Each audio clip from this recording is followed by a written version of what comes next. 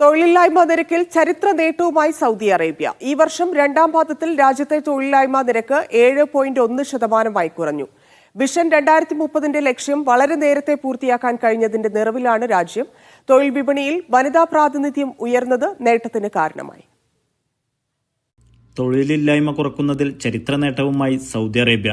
2024 രണ്ടാം പാദത്തിൽ രാജ്യത്തെ തൊഴിലില്ലായ്മ നിരക്ക് എക്കാലത്തെയും കുറഞ്ഞ നിരക്കായ 7.1% എത്തി.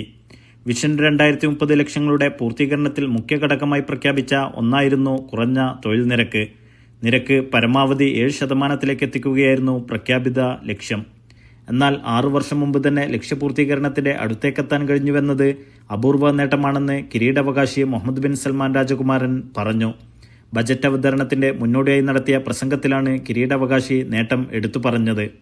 തൊഴിൽ വിപണിയിൽ വനിതാ പങ്കാളിത്തം വർദ്ധിച്ചത് നേട്ടത്തിലേക്കുള്ള ദൂരം കുറച്ചു. 35.4% വനിതകളുടെ പ്രാതിനിധ്യം മാറി.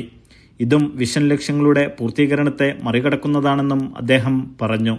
വനിതാ പ്രാതിനിധ്യം 30% വിഷൻ 2030 ലക്ഷ്യമായി പ്രഖ്യാപിച്ചിരുന്നത്.